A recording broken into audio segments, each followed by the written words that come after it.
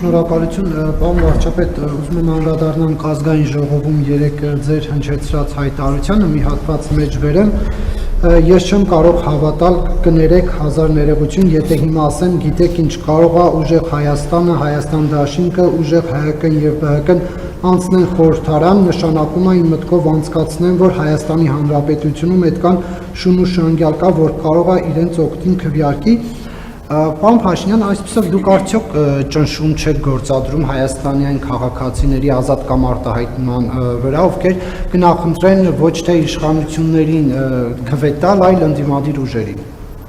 Նախ թույլ տվեք ասել, որ ձեր մեջբերումը իմ խոսքից է, բայց խոսքը ամբողջական է, այսինքն ես նախ ասել եմ հետևյալը, որ քաղաքական ուժերը պատերազմի եւ որ նույնն է նախկինների եռագլուխ կուսակցությունը գալիս մարդկանց անվանում է ժեղ, անվանում է շունուշանգյալ, անվանում է բոշա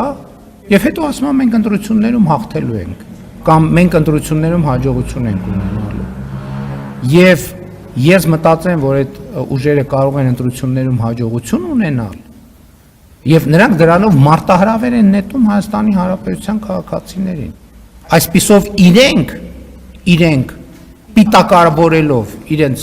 պոտենցիալ ընտրողներին որպես այդպեսին։ Եվ ես ասում եմ, չեմ կարող նախ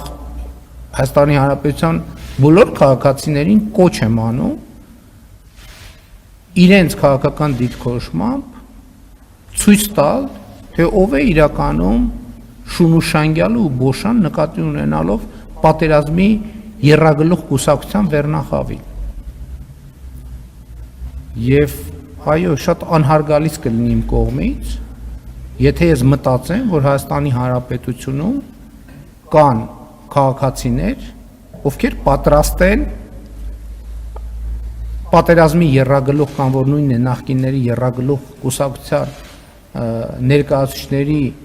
մարտահրավերը կուլ տալ եւ այդպիսի քաղաքական ընտրություն կատարել։ Ընդդիմությունը մենակ այդ երեքը չեն, էլի ընդդիմություններ կան, որոնք ոչ ժեղ են ասում,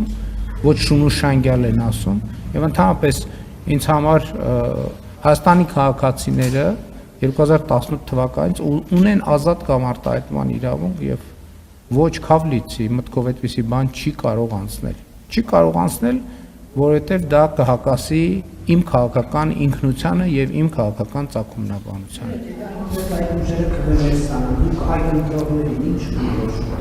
Ես էլի ուզում եմ իմ քաղաքական զգացողությունը ասում է, որ երեք ուժերից ոչ մեկը չի հաղթահարելու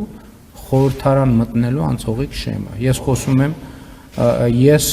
խոսում եմ պատերազմի եռագլուխ կուսակցության մասին, հիմիջայլոց այդ շատ հետաքրքիր զարգացումներ են տեղի ունենում։ Այդ ուժերը այն սկզբից երբ որ իրանց մտքերի ընթացքը վերլուծում է եւ ասում է, որ այդ ուժերի